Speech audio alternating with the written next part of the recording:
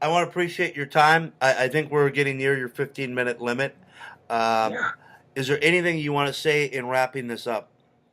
Yeah, sure. I think what people need to do is when they hear the climate alarmists get all excited, they have to remember that the climate scare is based on only one thing. It's based on the climate model's forecasts. If you look at the real data, all that's happened since 1880 is average temperatures have gone up 1 degree Celsius.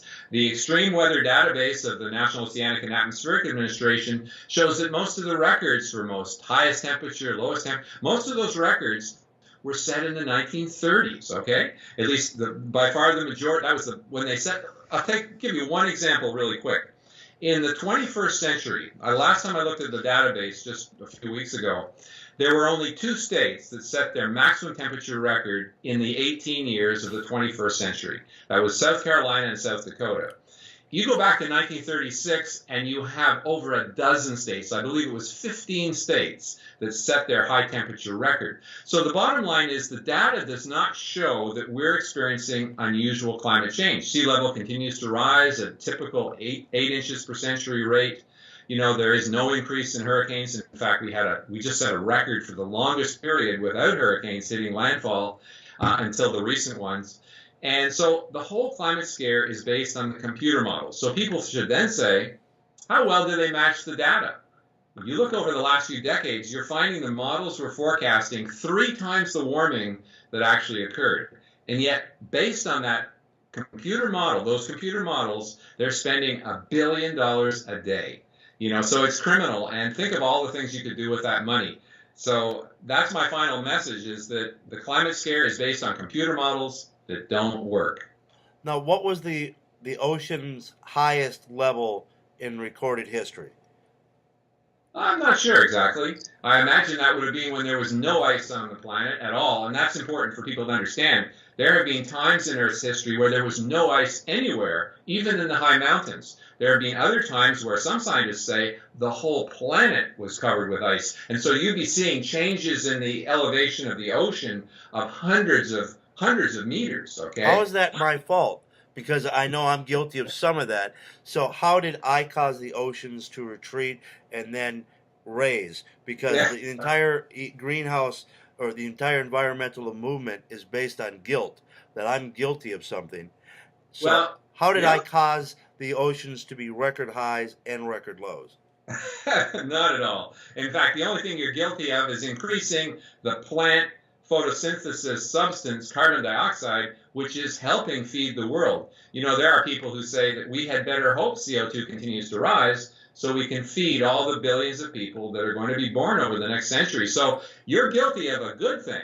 I am a big fan of Jeremy Clarkson. Okay. Uh, Anyway, you know who Clarkson is?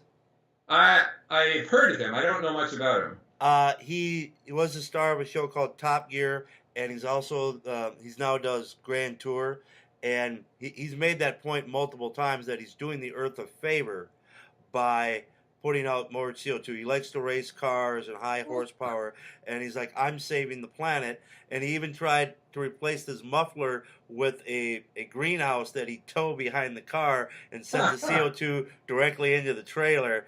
And Yeah. it was actually pretty. The science was great. He just didn't have a big enough box for the V8 because he Well, used a Range Rover and sent it directly into like a 5 foot by 5 foot box with some grass and a couple of plants in it. He's like, look, I made my own greenhouse. I've solved yeah. the CO2 problem.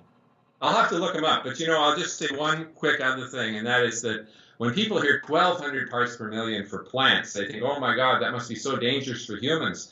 That's the level in a typical crowded conference room, and nobody is affected detrimentally at all. So we should hope CO2 rises, and you're doing a great service, like we all are, in helping it rise.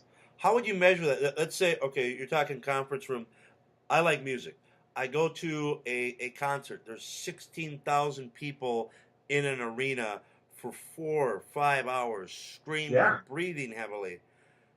Oh, How, sure. how would I find out what the CO2 level in there is? Yep, I'll tell you how to do it. Go to our homepage. It's climatescienceinternational.org. And the second story down, you'll see one of our leading scientists, Jay Lear, holding up a CO2 detector. Okay, because you can buy them. I believe you buy them on eBay. And he's holding it up and he's saying to the audience, and if you click on the video, you can actually watch it. He's saying, look, the CO2 in this room is almost 1,000 parts per million.